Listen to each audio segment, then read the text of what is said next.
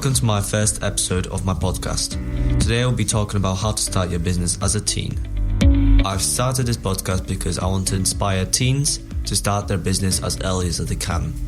Today we've got Greg Futimer, my dad. We've invited him so he could ask me some questions and I could ask him some questions too. So hi Greg. Hi Siobhan. Great to be here on your podcast. Great to hear that you're actually doing it. This is really inspiring. This is really good. So tell us more in this very first episode. Why are you doing this? Well, I want to inspire teens to actually start being an adult and start actually learning how life is, because school's not going to learn you that. You have to learn that by yourself, because school's not going to teach you how life is going to work, because you have to teach yourself of that. So I want to teach teens that life is actually harder than they think than it is, because nobody's going to give you $1 million right in front of your door when you turn 18, because nobody will do that. So if you start early as possible, start your business as early as possible, then you could be a millionaire before you turn 16 or 18. Okay, so it seems like you are 14 now. Yep. And you're already thinking of starting your own business as early as you can. Yep. Do you have one already? Yes, it's called Simple Creations. It's just started a couple of days ago. It's about it's about creating projects and selling the projects online. So like editing videos or editing photos and then selling it online. And sometimes I also record videos on YouTube, which I try to do daily. So that's something to do with it. Okay, so it seems like you're just starting now in your business? Yes, I want to teach myself as much as I can. So for around 3 months, I was watching lots of videos, learning about how business works, how actually to start one. And then everyone started telling me to actually start it. So I just gave up and just started it. And it's actually really going well. Great.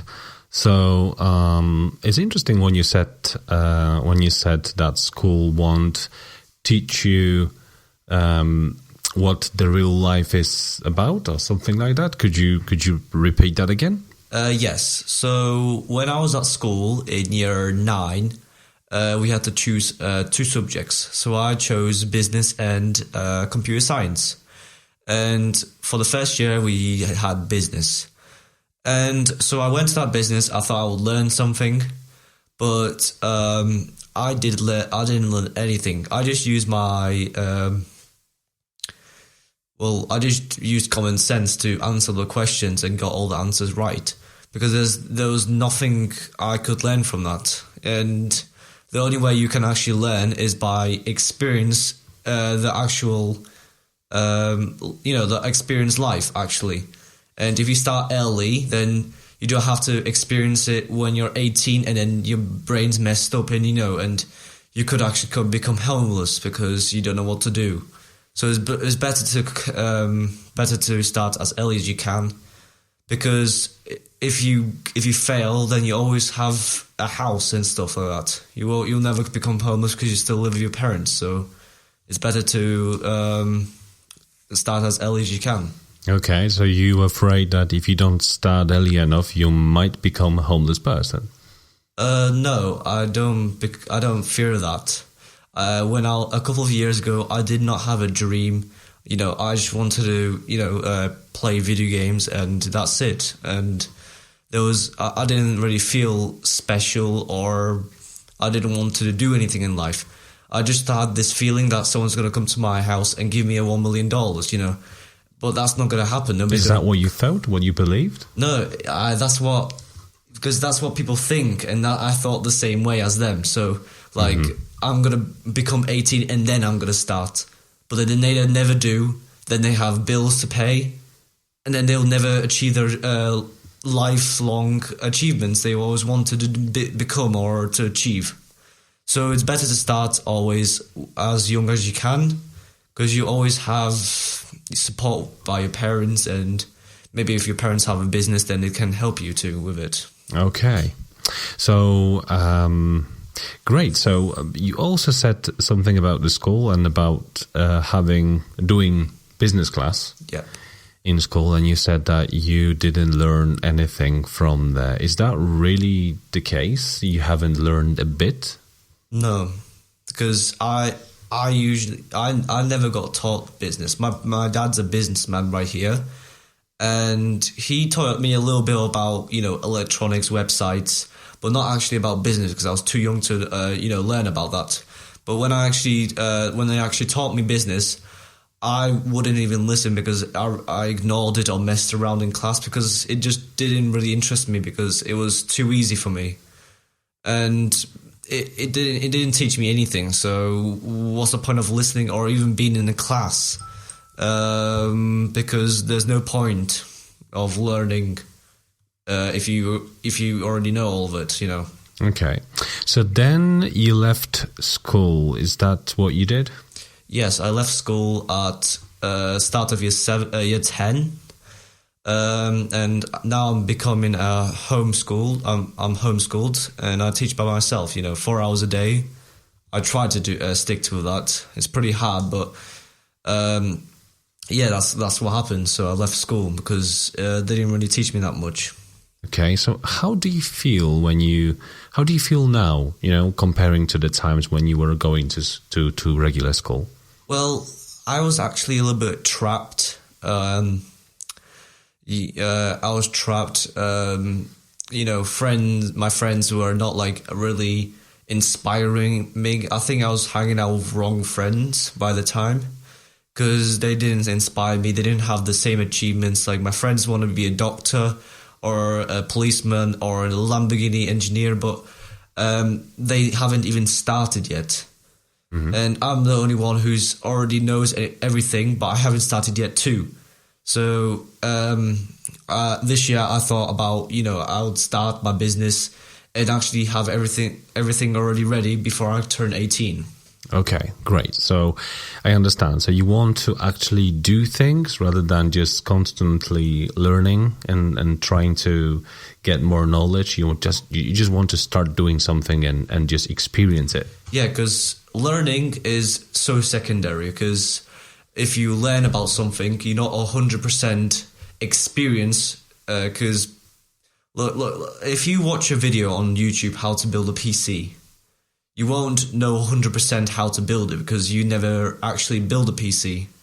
But if you actually experience and did loads of mistakes and learned from them mistakes, you'll be more experienced than someone that's learning for 5 years than building a PC in 2 days, Yeah, so if you want me to add something from my own experience, that is true, that when you read about things or even watch things on YouTube and they look really simple to make or do, they often become complicated when you use your own hands or your own brain to solve it or build it. So it's a different story to do it on your own and watch somebody else do it. So when you actually do it, you experience all the difficulties and the thinking processes and all the obstacles that you have to overcome.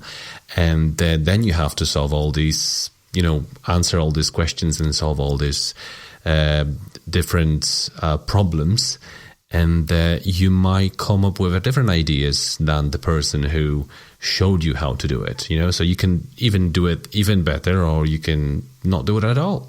Yeah. So experiencing it's actually very important. And I think schools often, especially in primary school, they put a lot of emphasis on showing children, letting children experience, do stuff like manual work. You used to do that in primary school, but yep. It seems like when you went to secondary school, you did a lot of learning by just, reading and memorizing things, not much in the real world. Is that what you would say? Yeah. What I would say right now, what schools actually do right now, is they don't care if you actually remember the stuff. They just need you to pass the test. So you could actually revise all the work, get 100%. The next day you just forget everything. What's the point of a test then? Just to test your score, what you revised the day before. So what's the point of that? And there was also the motivation I was going to say about earlier, when you were talking about when people actually do it and some people just learn. There's actually a motivation comment about that. So some people wish about it, some people think about it, and some people do it. So because some people wish, some people think, and only the 0.1% actually do what they're supposed to do. Like the big people like Elon Musk, Casey Neistat, or Gary Vee. They just went for it and succeeded. And most people don't have that motivation because they think they're going to fail and they're going to be homeless and stuff like that. But failing is the most important part of business. If you fail, you can always come back and fix your problems because you know what not to do again. And people like Elon Musk, they already experienced that and then learn from it and then build a business from that. And then become millionaires and then billionaires. And then that's how business actually works. So you fail, you learn from it, and then you build your business on that. So you are very open to experience failure. Yeah. Okay. I'm ready for it, so... Okay. Okay, good. Great. So let's now talk a bit more about, how would you go about starting the very first business? I mean, you said already that you have started some kind of business activity. Yep. Have you had any clients yet? No, but I have loads of people watching my shop. But the start business, you won't have 500 people buying your product straight away, because what I'm selling right now is not really unique. Not a lot of people are actually doing it. But what business you have, Greg, and my mom, Dominika Fatima, they have a supplement business, and they are one of a few people in the world that actually sell these supplements. Test people and sell the supplements that are right for the people. And that's why this business is unique, and that's why it's been really successful for it right now. And if you want to have a business, it should be unique, but you can always go, do the same thing as loads of people are doing right now. Like me, I'm doing video editing, photo editing, and not a lot of people see me because there's loads of people actually buying from different people, and some people are better than me. So many people already ahead of you, right? Yeah. Like there's plenty of designers in the world, and they do sell their services. So you have a competition that you have to deal with, and if you have a client that wants quick, professional, and very well made stuff, they probably will be looking at some experienced developers, experienced designers who did it for thousands of times, don't you think? Yeah, but the problem is that some developers, if they have around 100 people already bought the product, they will actually increase the price. And maybe there's a smaller one for, let's say, the bigger guy who has 1,000 people buying his product every day, sells it for 500 quid. And then a smaller one that sells better product and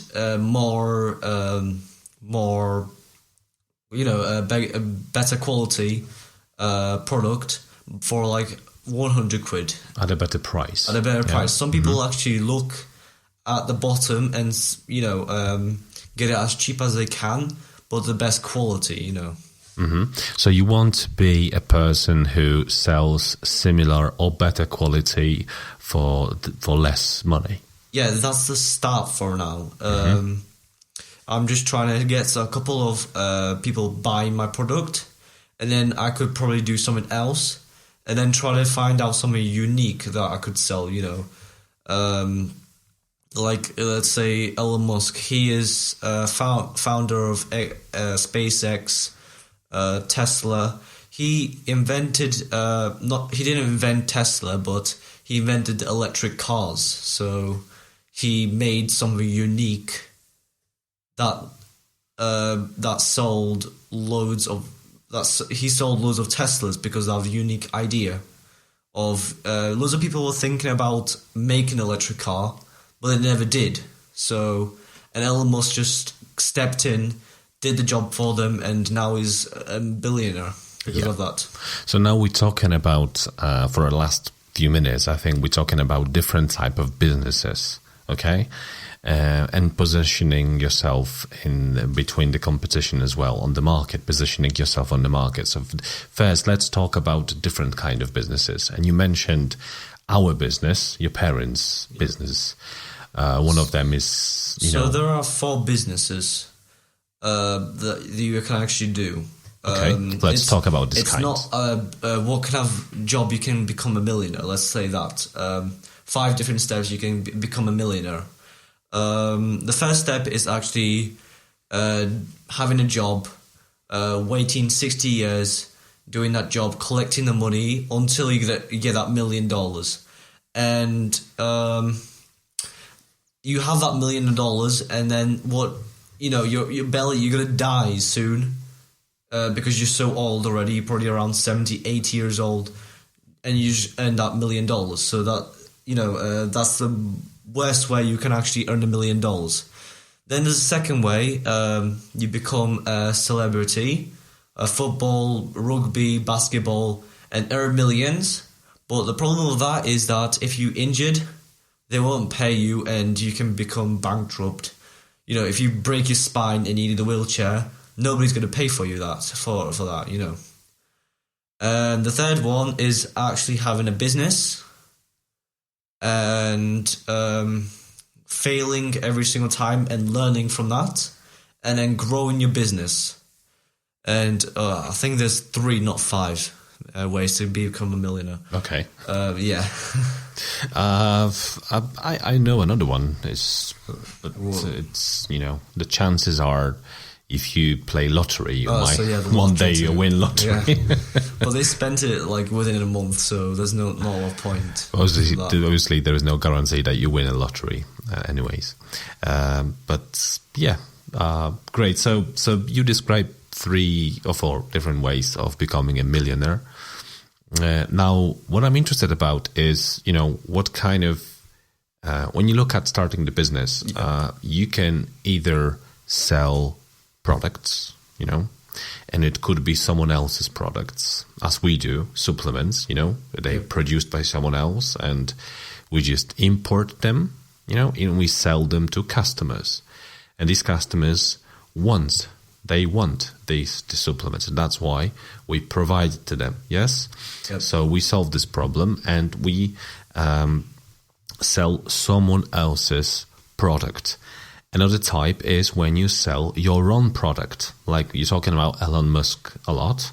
Yep. And he is we would call him an inventor because he invents stuff, possibly, right? So I'm not entirely sure, but I think when we talk about Tesla, electric car, new devices that takes people into this space, I think that's inventing new ways of doing things or new devices. Yeah. So so when you are an inventor and you create your own products, you can sell your own products. So that's another type of business. Or you can also have a business when you sell services. Yeah? Yep. You sell services, which is nothing to do with physical products or even digital products, such as, there are digital products nowadays like software, right? That's a product. You can have, ebooks, you can have physical book, you can read, classic book, but you can also have ebooks or audiobooks. That's also a product. But when I mean services is when you sell your time or your workers' time to do some kind of job, to have to make a result to your customer. It could be using someone else's skills of using the software or using the tool. So like the customer, for example, wants to build the house, okay, and they can go to the shop and buy all the bricks and everything, and the windows and the doors, but they are not able to put it together because they don't have a skill and knowledge. Yep. So they need a service of people who come down there and do everything for them. And it's like loads of different groups of people who are going to come down and build that house. So that's an example. And you, for example, are now talking about your newly opened business when you design things digitally. So you do designs with images. Yep. So you work on the computer. So you help someone who possibly even have a computer, but they're not able to use it effectively, so they can come up with some final results which they're happy with. So they don't have a skill to use the software. So you are actually selling your skills, you selling your time to help them achieve what they want to achieve, and that's how you make money. So we're talking about different type of businesses. When you think about yourself, do you see already what kind of business you want to get into? I know what kind of business, but I still don't know what business I actually want to be. I want to make my own product, a unique product like most businessmen, and actually sell it, unique products. Okay. You said most businessmen. Do you think most businessmen create their own unique products? No. No, they don't. They don't make. Let's see. It's an interesting question, isn't it? Oh, yeah. I don't know answer to it, but it's interesting because at first you might think that being a business person, being a businessman is always about creating new products, new innovations. But not necessarily. That's not necessarily the truth. Not all the time, yeah. Yeah, let's talk about, supermarkets. Supermarkets. Yeah. Are they inventing anything? Not really. They just buy, build, or hire a space, bigger warehouse, when they put all the shelves and fill the shelves with someone else's products, food products, clothing, whatever it is, and they just sell it. And it's like loads of supermarkets everywhere. So like loads of businesses, they're not necessarily inventors, because people who do businesses, they not making money because they invent stuff necessarily. They make money because they solve problems. Okay. What I would say is that people who have unique products would most likely be successful. Not every unique product. Like 4 years ago, there was a thing called a fidget spinner, and you spin for satisfaction. And they were made for people who have a lot of stress, but they went and exploded, and that was like a unique idea. But they carried on making the same fidget spinner, and then by 2018 it just went right down, and everyone forgot about the fidget spinner. Mm-hmm. And that's how a business fails. And I didn't see anyone else using a fidget spinner after 2018. Mm-hmm. And that is a unique product, and they were successful, but then the hardest part is to actually hold your business and make it or grow your business. That's the hardest part. But when you actually in the business, we call it seasonal business, right? You've got seasonal product. When all people want to, they want to get hands on it because it's so popular, right? Like the fidget spinner that you mentioned. And then, when you've got like the product that everybody buys over the year, then, and you've got, for example, these fidget spinners that are not popular, they do sell them in, hundreds, thousands. But when the time comes that people are crazy about something, you sell them in millions, right? Yeah. So then you can make, in 1 year, you can make like maybe 5 years worth of income. Isn't that worth it? It is worth it. But most people would actually like to, keep their business or keep their business growing to earn more. And yeah, like Elon Musk, he kept his business as a Tesla. His Tesla, he made one night he actually made $2 billion from just one night by using a special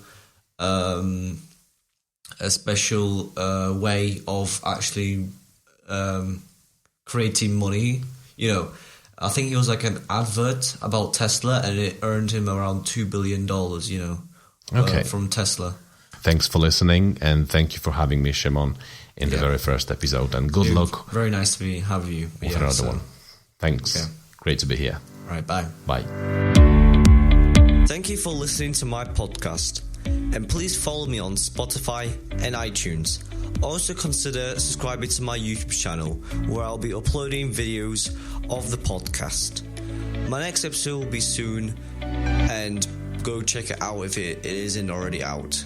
And teens, start your future now. Thank you for listening. Goodbye.